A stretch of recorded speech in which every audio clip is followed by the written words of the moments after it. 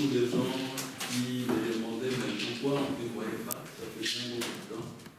Je crois que depuis l'année a commencé, c'est la première fois que je me tiens du haut de cette chaise.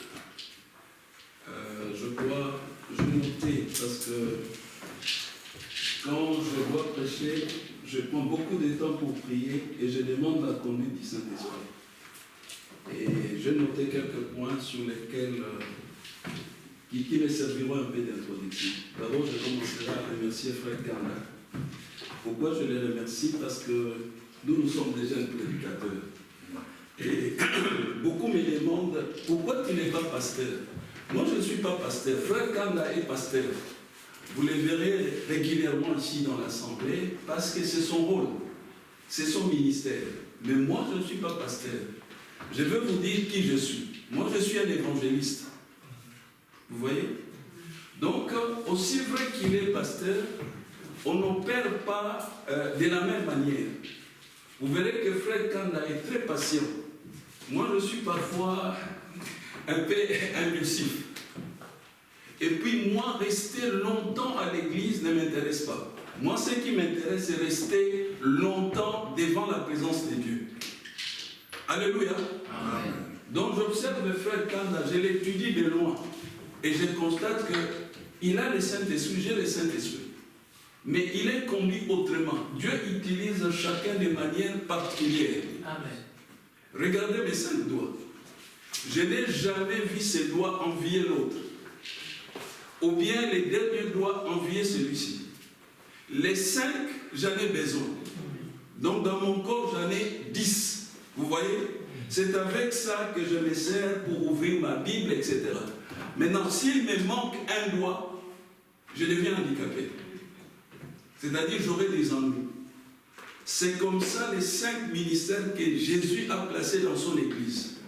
Normalement, nous devons avoir un pasteur, un évangéliste, quelqu'un qui a le don de prophétie, ainsi de suite. Il y en a 5, comme les 5 doigts.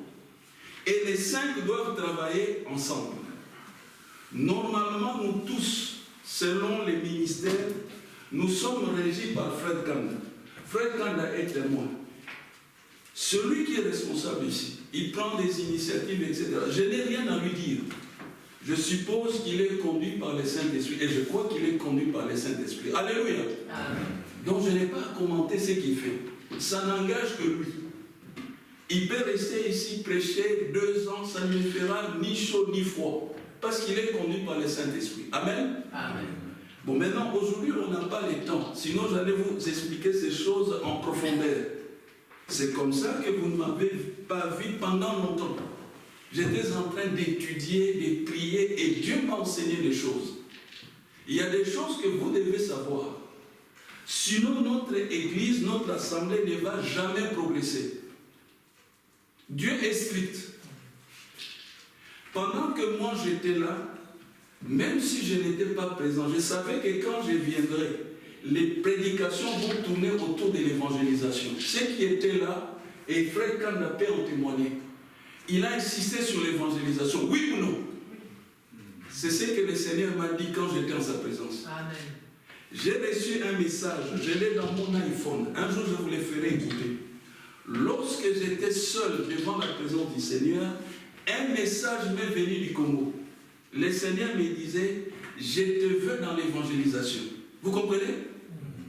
Et quand j'étais venu ici, Frère Kanda, vous pouvez en témoigner, c'est le frère Flavien. Il a dit à l'assemblée, priez pour frère Jean-Claude. Qui était là? Levez la main. Vous voyez comment Dieu opère?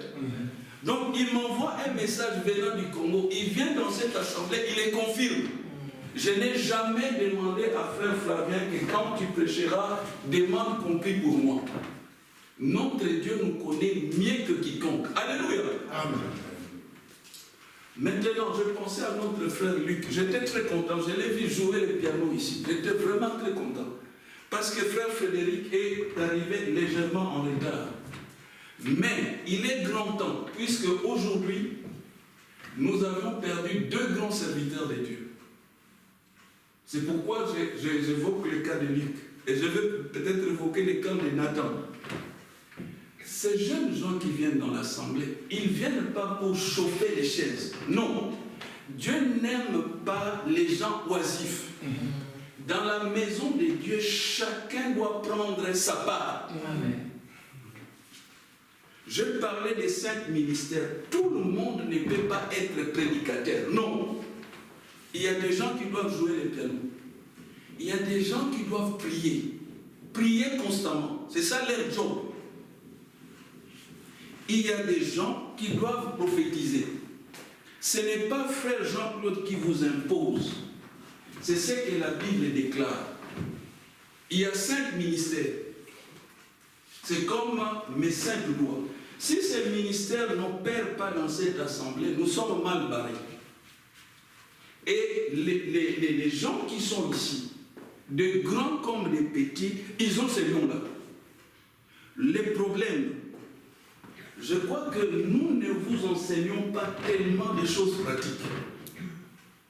Nous sommes souvent dans des généralités.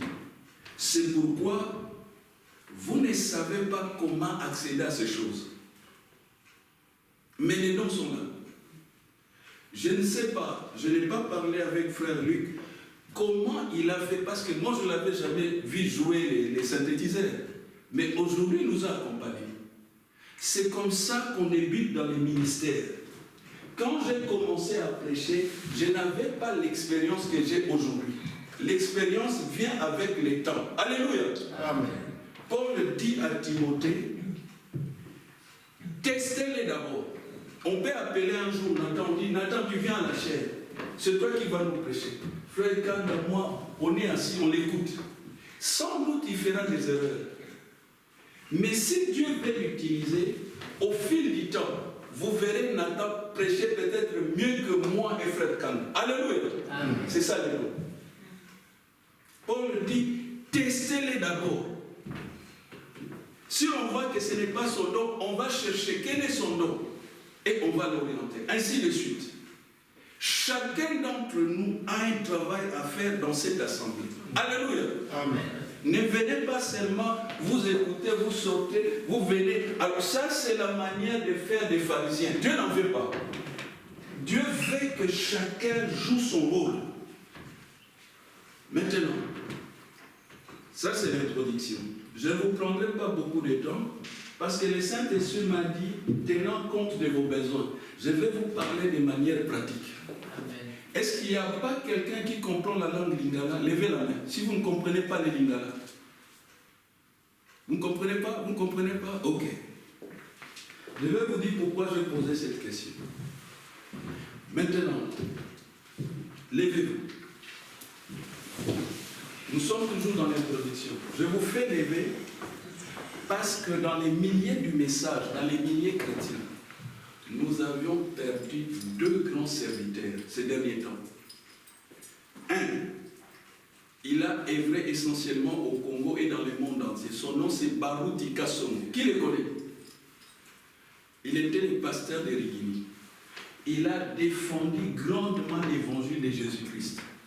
Je crois que dans notre génération, personne n'a opéré avec une grande dimension, des miracles, de nombreux miracles, etc.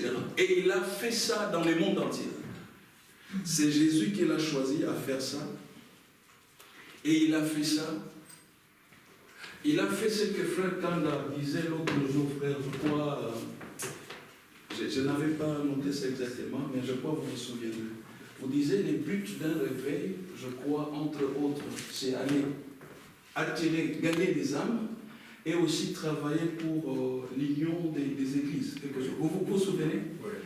Frère Baroute a travaillé dans cela. Il a permis les gens des messages d'entrer en contact avec les autres là. Et il est allé prêcher dans ces églises-là. C'est ce que frère Branham faisait. Mais curieusement, vous allez remarquer, nous, on a du mal à faire ça. Alors on se demande, est-ce que nous comprenons les messages, oui ou non? Je vous ai fait lever tout simplement pour qu'on garde une minute de silence en mémoire du pasteur Barouti et en mémoire de celui que sœur Liliane m'avait annoncé la mort et que frère Jean-Marie vient de répéter, notre bien-aimé frère allemand, je crois, Ewald Frank. Il nous a quittés. deux grands serviteurs de Dieu. Vous savez, nous honorons leur mémoire. C'est pas facile d'avoir des serviteurs de Dieu de la trempe de ces gens-là, qui ont sacrifié leur vie pour défendre l'évangile. Beaucoup se contentent à prêcher dans leurs assemblées, etc. Mais ces gens-là sont allés dans des villages, dans des différents pays, pour apporter l'évangile du Christ dans ces contrées-là. Alléluia. Amen. Alors inclinons nos têtes une minute, pensons à eux.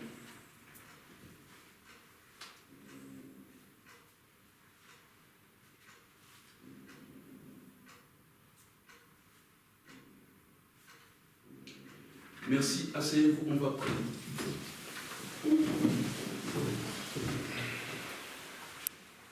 Seigneur Jésus-Christ, nous te rendons grâce et nous te bénissons pour ces deux grands serviteurs que nous avons connus ici sur terre. Certains ont eu l'occasion de les rencontrer, de parler avec eux. D'autres ont eu l'occasion de les écouter, prêcher ton évangile. Ils ont sacrifié leur vie quand ils étaient ici sur terre. Nous prions, maintenant que tu les as appelés à toi, maintenant qu'ils sont retournés à la maison, Seigneur, que tu consoles leurs membres des familles biologiques et tu consoles nos bien-aimés frères et sœurs qui les ont aimés, qui les ont côtoyés, qui ont partagé des moments de communion fraternelle avec eux. Nous ressentons de la tristesse, de la douleur. Nous ressentons leur vide. Mais Seigneur, tu en as décidé ainsi. Et nous voulons dire comme Job, l'Éternel a donné, l'Éternel a repris. Que le nom de l'Éternel soit glorifié. Que le glorieux Saint-Esprit essuie nos larmes et que le glorieux Saint-Esprit console nos cœurs. Sois loué et sois glorifié. Aide-nous à mieux nous préparer parce que notre tour aussi arrivera. Parce que nous sommes que les pèlerins ici sur terre. Fais-nous la grâce quand notre tour arrivera que nous puissions venir auprès de toi et que nous soyons accueillis, Seigneur, dans tes bras. Donne-nous la force, la détermination de combattre les bons combats de la foi, afin que lorsque la mort viendra nous chercher, que nous puissions être couronnés. C'est au nom de Jésus-Christ que j'ai ainsi prié et demandé. Amen. Amen. Voilà, nous avions rendu grâce à la mémoire de ces deux grands serviteurs et que Dieu puisse vraiment consoler nos cœurs attristés. Maintenant, je disais que vous ne me voyez pas souvent, ou vous ne me verrez pas de temps en temps ici dans cette assemblée, selon que Dieu me conduira, parce que je suis conduit bizarrement. Même ma femme ne me comprend pas. Moi-même, je ne me comprends pas. Par moments, j'ai envie de faire ceci, le Saint-Esprit me bloque. Il dit non, tu ne peux pas faire ça. Être conduit par le Saint-Esprit, c'est devenir esclave du Saint-Esprit. Tu deviens esclave. Tu n'as plus de volonté, moindre situation, il te dit tu dois faire ça. Et quand il te dit de faire quelque chose, ce n'est pas toujours tu as les capacités de le faire, mais il te contraint. Le Saint-Esprit est doux et tendre, mais il a un côté dictateur. Soit tu fais, alors il reste avec toi, soit tu désobéis, alors il attriste, il te quitte. Et quand il te quitte, tu ne sais plus rien faire. Tout est bloqué. Alléluia. Amen. Je ne sais pas si vous ressentez ça. Je vais vous donner un exemple. Le Saint-Esprit, qui est Dieu, a attendu jusqu'à ce que la veuve de Sarepta ait son dernier repas. C'est alors qu'il va lui envoyer Élie. Vous voyez ce qu'il fait? Donc, tant que vous avez votre argent, vous avez votre nourriture, il vous laisse. Parce que ça, c'est facile. Par exemple, vous avez votre voiture, il va vous dire, bon, vous allez à Nami. Mais ça, c'est facile. Tu prends la voiture, carburant, tu es à Nami. Oui ou non? Il ne fera pas ça. Il va attendre que tu sois pressé, alors il va te donner cet exercice-là. Ce sont des tests. C'est comme je vis un documentaire sur les commandos. On leur fait faire des exercices durs. C'est pour tester leur résistance. Voici ce que le Saint-Esprit a fait. Ce n'est pas mon texte de référence. Jésus-Christ, conduit par le Saint-Esprit, va faire un jeûne de 40 jours et 40 nuits. D'abord, si on lisait ces textes-là, vous allez les lire à la maison, on n'a pas de temps, vous verrez que la Bible dit, le Saint-Esprit a poussé Jésus d'aller dans le désert. Si vous vous attendez que le Saint-Esprit vous pousse vers McDonald's, il ne le fera pas. Lui, il envoie dans le désert. Pourquoi? Là, il n'y a pas la nourriture. Jésus est allé là-bas. Il a passé 40 jours, 40 nuits, sans nourriture, sans eau. Il est resté là. À peine il terminait cet exercice, cette épreuve dure, la Bible dit, le Saint-Esprit l'a poussé à un endroit pour être tenté. Vous voyez? Donc il n'attend pas que votre ventre soit rempli, que vous ayez assez de nourriture pour vous passer à l'épreuve. Non! Il attend que votre ventre soit vide pour vous donner des instructions. Parce que vous êtes un commando. Lorsque les commandos vont à la guerre, au front, ils n'amènent pas la nourriture. Il y a des vidéos qui existent. On leur donne des biscuits et des sardines. Donc si toi tu es habitué à cette religion qu'on appelle en Chiluba, beaucoup la Wanseka, toujours en train de manger, les foufous, tout ça. Non, tu ne peux pas travailler avec le Saint-Esprit. Il est exigeant. Alléluia. Amen. Bon, maintenant, chaque épreuve que le Saint-Esprit te donnera, à la fin, si l'épreuve est réussie, tu seras récompensé. Mais il ne te dira jamais, non, je te fais passer par cette épreuve, après je vais... Non, la récompense, il n'en parle pas. D'abord les tests. Pour vous prouver, lorsque Élie s'est rendu chez la veuve de Sarepta, c'était son dernier repas. Élie ne lui a jamais dit, prépare-moi d'abord les repas, après je vais prier, et puis les repas ne manqueront jamais. Non, il n'a pas dit ça. Il a dit seulement, prépare, il cache l'autre partie. Alléluia. C'est ce que Dieu fait. Maintenant, pourquoi je vais vous demander si vous connaissez les Lingala, si quelqu'un ne connaît pas, c'est parce que quand le Saint-Esprit m'a donné les titres que je vais développer aujourd'hui, ça m'a fait rire.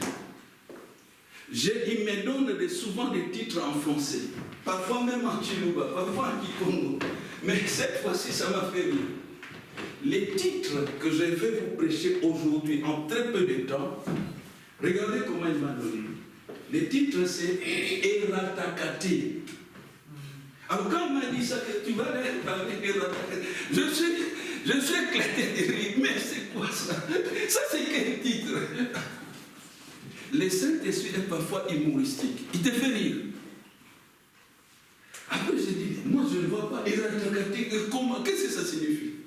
Il ajoute, toujours en Lingala, paix jamais errata.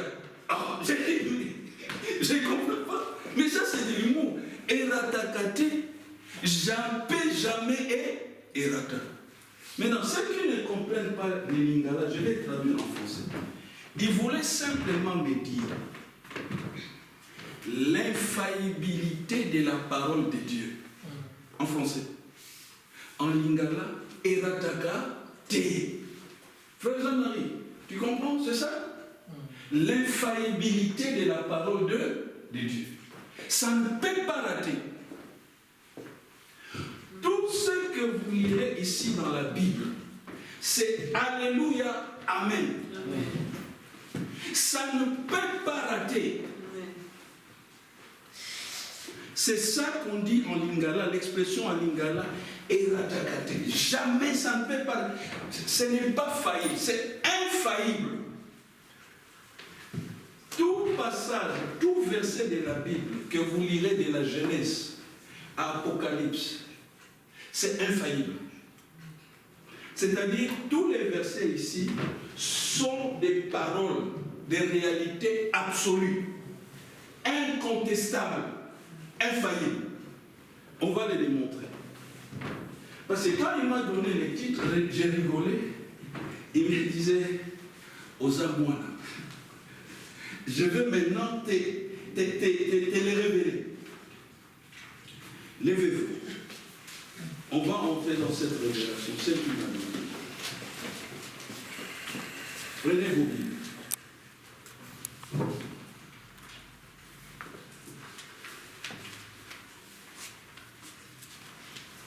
On va lire quelques passages pour bien les positionner. On va lire Marc.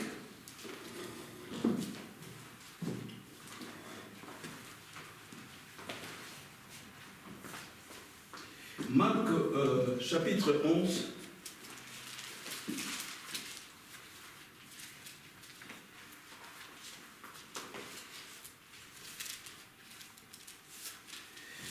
À partir du verset 22, et on va s'arrêter au verset 24.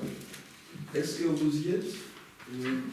Marc 11, à partir du verset 22, et on va s'arrêter de lire ensemble jusqu'au verset 24. Allons-y. Jésus prit la parole et leur dit, ayez foi en Dieu. Je vous le dis en vérité, si quelqu'un dit à cette montagne, ôte-toi de là et jette-toi dans la mer, et s'il ne doute point en son cœur, mais croit que ce qu'il dit arrive, il le verra s'accomplir. Amen. Non, continue. C'est pourquoi je vous dis, tout ce que vous demanderez en priant, croyez que vous l'avez reçu et que vous le verrez s'accomplir. Amen. Amen. Que Dieu vous bénisse, asseyez-vous. Et que Dieu bénisse sa parole. Si le Seigneur ne permet pas, parce que je dois courir derrière le temps, que je termine tout ce que j'avais à dire sur ces sujets ératakate, c'est-à-dire l'infaillibilité de la parole de Dieu, ne vous en faites pas. On pourra continuer prochainement. Mais je vous garantis qu'on en fera la démonstration. J'étais en train de regarder mes notes. J'ai pris suffisamment de temps pour naviguer là-dedans, sur ces sujets-là. Et par la grâce de Dieu, on va en démontrer la pertinence et on va en démontrer la pratique. Restons d'abord sur Marc, sinon je vais m'éparpiller. Je reprends la lecture. Jésus dit ceci. Jésus prit la parole et il leur dit, ayez foi en Dieu, je vous l'ai dit en vérité. Si quelqu'un dit à cette montagne, ôte-toi de là et jette-toi dans la mer, et s'il ne doute point en son cœur, mais croit que ce qu'il dit arrive, il le verra s'accomplir. C'est les versets qui cassent la tête à beaucoup de chrétiens. Parce que beaucoup ont essayé, ils ont échoué. Ils ont fait ce que Jésus avait recommandé. Ils sont allés devant des montagnes, devant ceci. Quand Jésus dit, si tu parles à cette montagne, la compréhension que vous devez avoir, si tu parles à n'importe quel problème que tu as. Par exemple, tu as des difficultés de payer le loyer. Tu dois parler à cette difficulté-là de payer le loyer. Tu dois lui parler au nom de Jésus-Christ. Et l'argent dont tu as besoin viendra à toi. Et c'est sans condition. L'unique condition que Jésus donne ici, si vous avez bien lu avec moi, c'est que tu dois croire. Et c'est ce que beaucoup de chrétiens ne font pas. Et c'est de ça que Frère Kanda a parlé ici. On appelle ça incrédulité. Les gens écoutent les prédications, mais ils n'y croient pas. Lorsqu'il m'arrive, et ça m'arrive souvent de manquer de l'argent, la dernière fois que j'ai manqué de l'argent et que ma femme avait un certain besoin, naturellement, elle est venue vers moi. Je lui ai dit, je n'ai pas l'argent. Elle était étonnée. Alors, et elle a commencé un peu à bouder, à parler. Mais manquer de l'argent, Je ne sais pas, frère Frédéric. Est-ce qu'il t'arrive aussi, frère, de manquer de l'argent? Oui. Ou tu as toujours de l'argent, frère? Ça dépend, oui. Parfois. Non. Sincèrement, moi, de temps en temps, j'en manque. Mais frère, je ne dirais pas que je m'en fous. Mais j'ai la peur. Ce n'est pas parce que, frère Kanda, que tu manques de l'argent que tu as perdu ta position de fils de Dieu. Vous voyez, j'ai mis mon costume. Même si je n'ai pas l'argent, je marche fièrement. Je suis un fils de Dieu. Amen. C'est-à-dire, le monde entier appartient à mon Père. Amen. La Banque nationale de la Belgique appartient à Jésus. Amen. Même les voitures qui sont ici, c'est à mon Père. Donc je marche fièrement. Mais il y a des chrétiens, quand ils n'ont pas l'argent, ils perdent la paix. Ah non, mais qu'est-ce que... Bon, tu montres par là que tu es païen. Jésus a dit, ce sont les païens qui font ça. Les chrétiens ne s'inquiètent pas, frère Khan. Ils ne soucient de rien. C'est l'enseignement de Jésus. Ne vous inquiétez de rien. Bon, de toutes les façons, l'argent que vous avez, c'est Dieu qui nous le donne. Bon, pourquoi vous allez vous inquiéter? Alors, j'ai vu ma femme être troublée là, mais moi je marchais fièrement. D'ailleurs, je pouvais mettre encore mon costume, la cravate, mais je n'ai pas d'argent. Mais si je n'ai pas d'argent, frère, mais j'ai Jésus. Est-ce que vous croyez que Jésus possède toutes choses? Voilà ce qui fait ma fierté. Donc, je vais manquer de l'argent. On voulait faire un déplacement. Vous savez que pour le moment, je n'ai pas de voiture. J'ai marché fièrement. Mais ma femme, c'est un drame. Mais comment on va arriver là? J'ai dit, mais c'est comme si on doit aller au ciel. Tu t'inquiètes pour des futilités. Maintenant, le Saint-Esprit est venu en aide. Le Saint-Esprit m'a dit, dis-lui. J'ai dit à ma femme, mais tu lis la Bible? Oui. Lorsque Jésus devait se rendre à un certain endroit, vous savez qu'il est allé à cet endroit, à Jérusalem. Il est monté sur une âne. Le Saint-Esprit m'a dit, pose-lui la question. Est-ce que l'âne là, sœur Liliane, tu connais la Bible? Cet âne appartenait à Jésus? Non. Ça appartenait à qui? À quelqu'un. Voilà, les autres sont dit, c'est Nénéwa. Bon, le maître était ici sur terre. Pour aller à Jérusalem, il a dû emprunter une âne. Comment vous voulez que nous puissions tout avoir? Ici en Belgique, je n'avais pas. Mais il m'a donné la maison. La voiture, j'avais une voiture Alfa Romeo que j'ai donné cadeau à un blanc. À la demande du Saint-Esprit. Donc nous ne sommes pas rien. Nous sommes des fils de Dieu. Qu'est-ce que c'est la voiture? Écoutez ceci. Les chrétiens doivent élargir leur esprit. Ils sont trop bordés. Je lisais, pendant que je préparais cette prédication, il y a un arabe riche, un saoudien, il a donné pour les œuvres caritatives 16 milliards de dollars. Il donne ça cadeau. Donc, si Dieu ou le Saint-Esprit me donne un message et me dit, va voir cet arabe-là, je lui apporte le message venant de Dieu.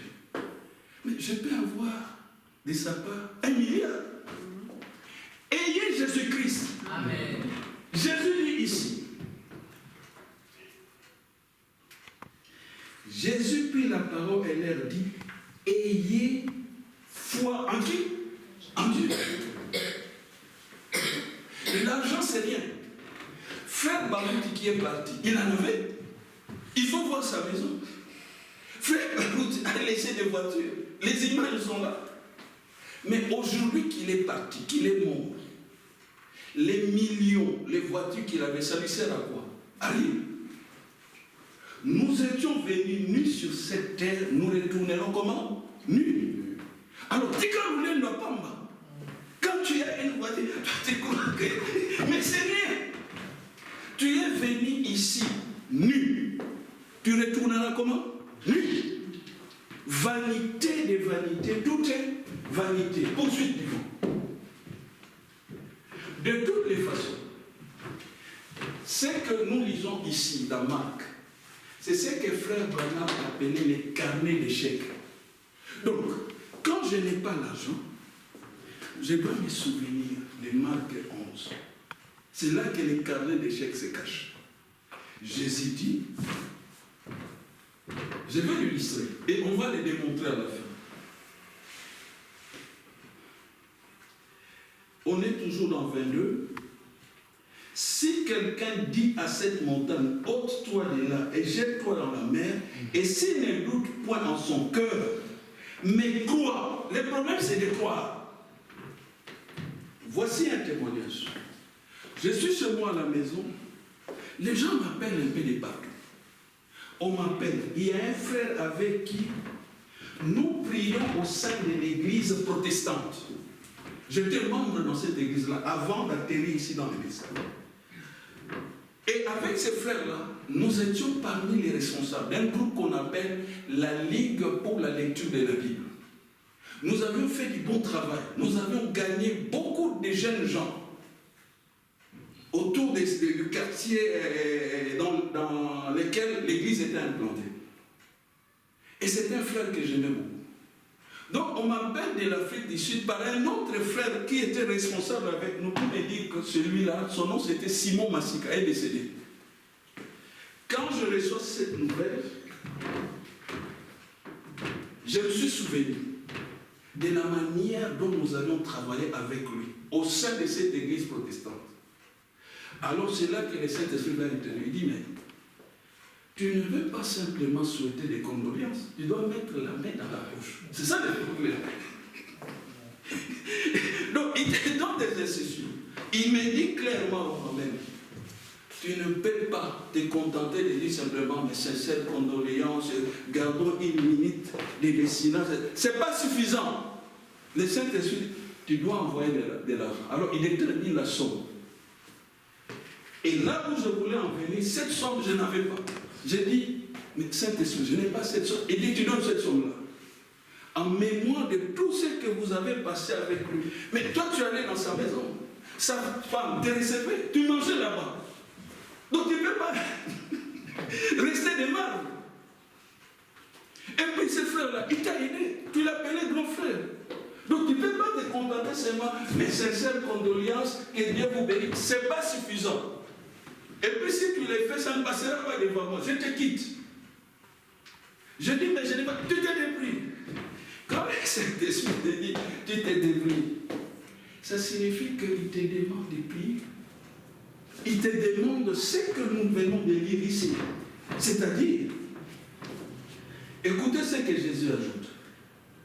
C'est pourquoi je vous dis, lisez la suite avec moi, il nous dit quoi? Tout ce que vous demanderez, comment? Comment? C'est ce que les chrétiens font.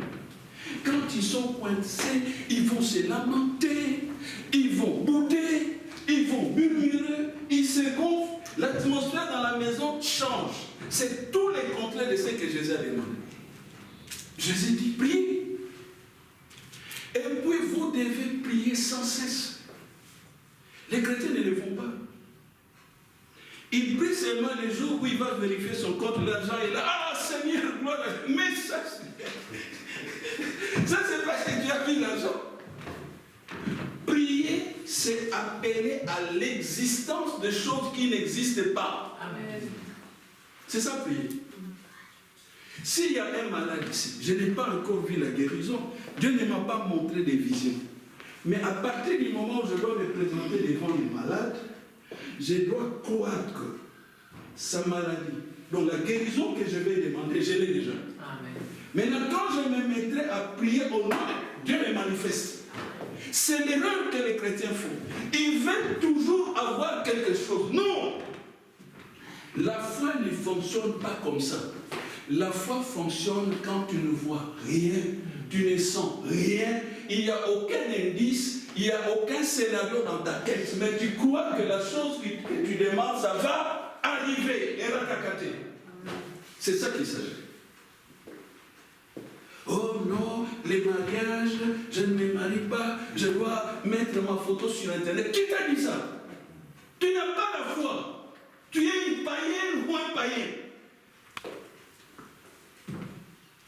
Oh non, je dois demander de l'argent à mon oncle. Qui t'a a dit ça, ton oncle c'est ton vache à lait. Tu dois demander à Dieu.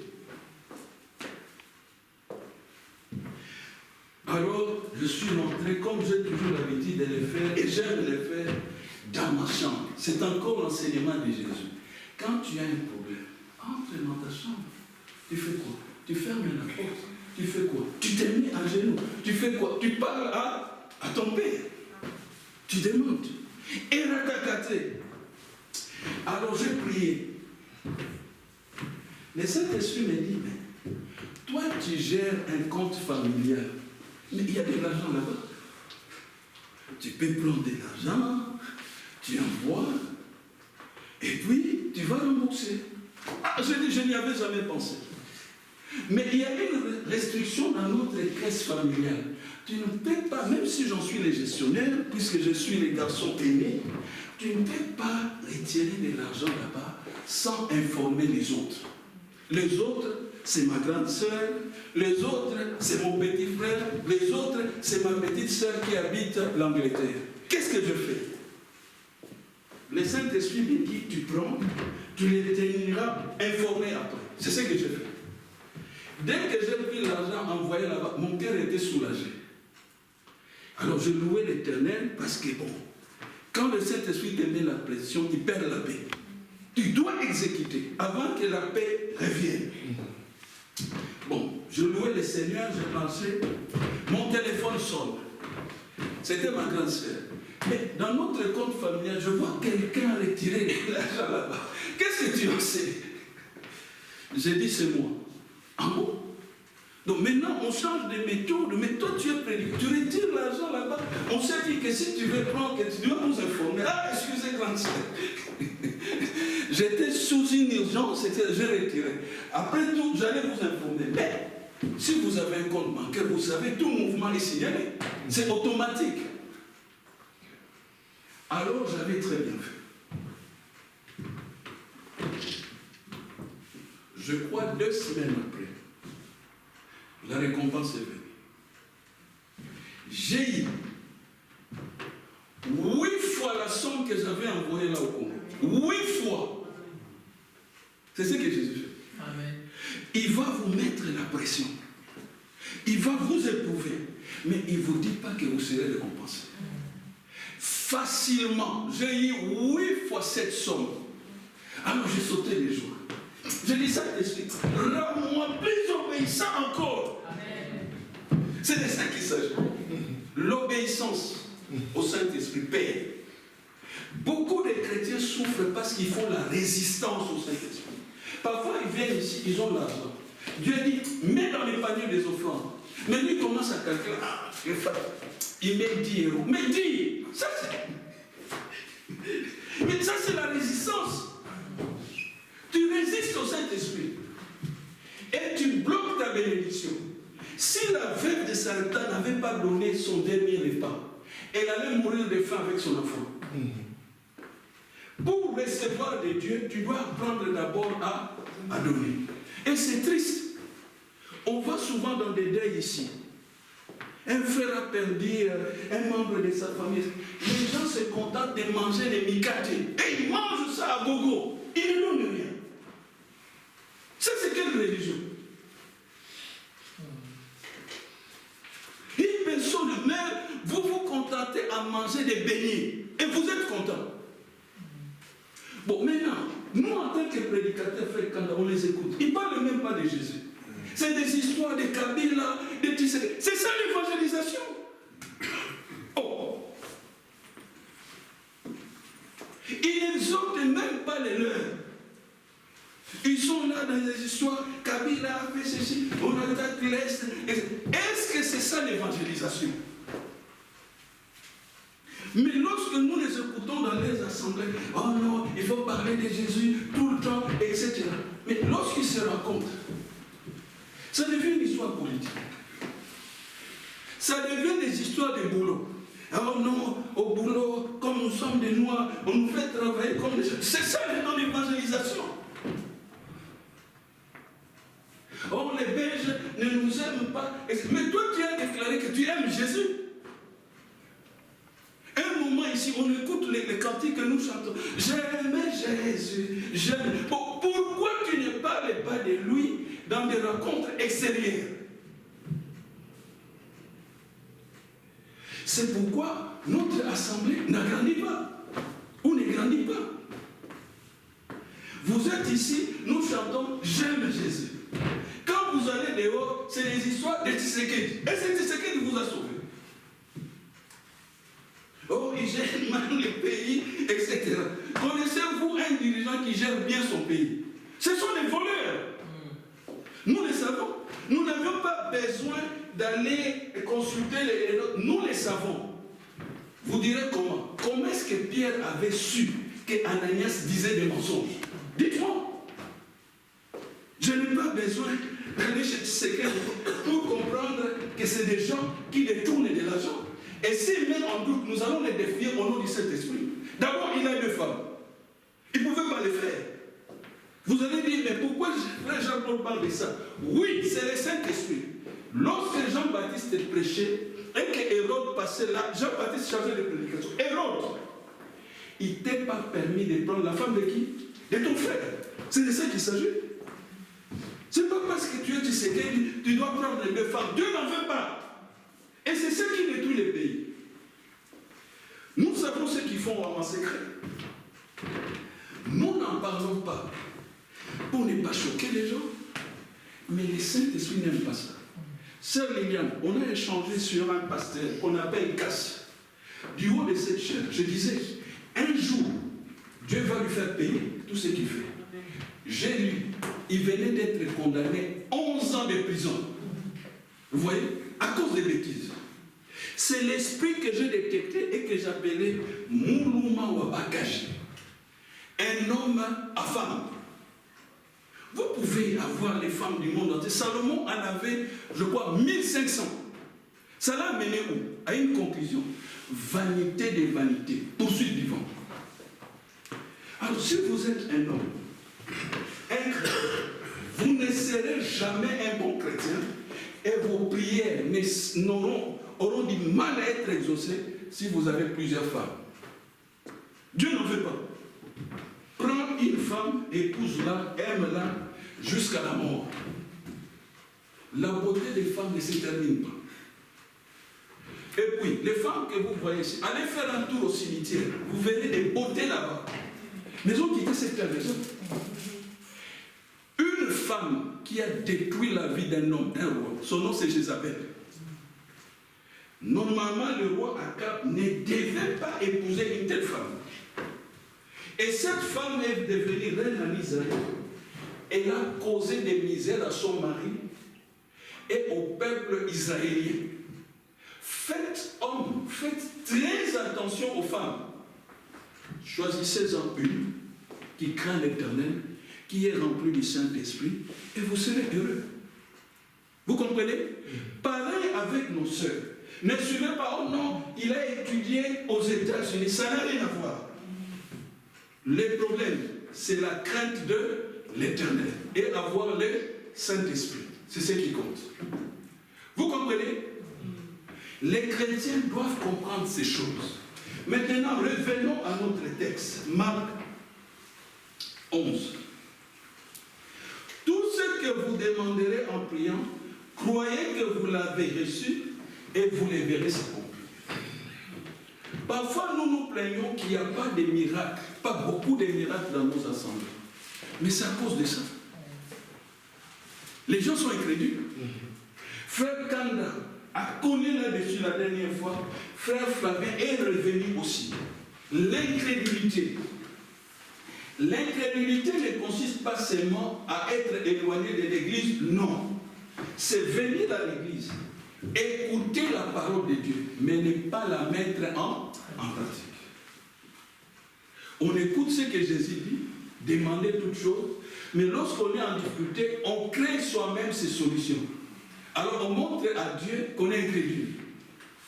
Parce que Dieu sait qu'il veut à chaque circonstance, à chaque situation, recourir à la parole de Dieu. Je vous ai donné l'exemple.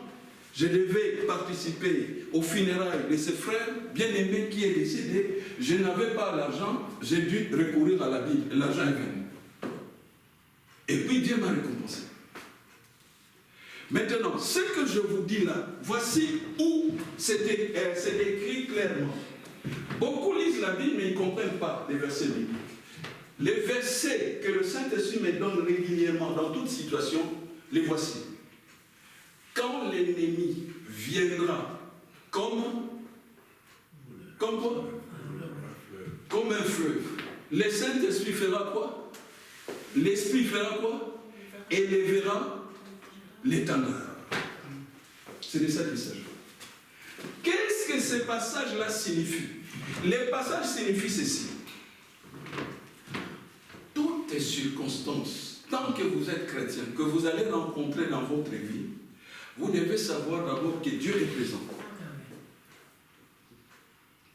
Vous êtes quelque part au Congo, les bandits sortent et veulent vous faire de mal. Sachez que Dieu est présent. Si vous réalisez cela, vous allez mettre la situation sous contrôle. C'est-à-dire, vous impliquez Dieu. Mais beaucoup de chrétiens, quand ils sont coincés dans un problème, ils ne réalisent pas que Dieu est là. Alors ils vont se mettre, je ne sais pas comment je vais m'en sortir. Mais Dieu est Dieu. Il a dit, je ne vous abandonnerai point. Je ne vous délaisserai point. C'est le moment de l'impliquer. Comment il peut vous abandonner?